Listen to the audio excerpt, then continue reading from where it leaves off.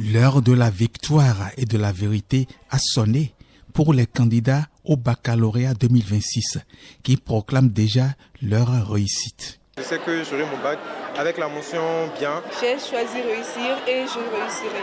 C'est la manifestation de la dopamine, cette molécule qui booste, nous proclame le psychologue, qui nous parle d'une trilogie de facteurs dont le premier clame plutôt un cœur calme. Un cœur calme qui ici renvoie à la confiance en soi.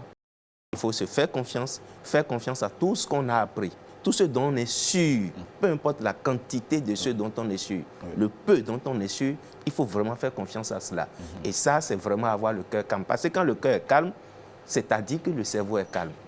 Parce que c'est le cerveau qui commande le cœur. Si la dopamine suggère d'y aller, l'adrénaline insiste sur l'urgence d'y aller, déclare le clinicien qui déclame comme deuxième facteur un crayon fort. Un crayon fort, c'est ce que je mets dans la concentration. La concentration, depuis la maison, en passant par l'école, la composition, jusqu'à la maison. Il faut rester concentré sur tous les plans. Ce n'est pas le lieu d'aller montrer aux camarades que je suis bien habillé. Ce n'est pas le moment d'aller dire aux autres camarades tel exercice. Ce n'est pas le moment. On reste concentré vraiment. La concentration, c'est aussi la prière. J'ai pris la peine cette année de dire aux candidats, ce n'est pas votre épreuve de prédilection qui vous donne l'assurance que vous êtes admis. C'est votre manière de vous concentrer, de composer l'épreuve, entre guillemets, dite bête noire, qui vous rassure. Quand vous sortez de là, vous êtes content de vous. Ah, j'ai fait vraiment l'effort, ça va être meilleur que d'habitude. Vous avez plus de confiance pour affronter toutes les autres épreuves. Troisième molécule, la sérotonine, qui rassure.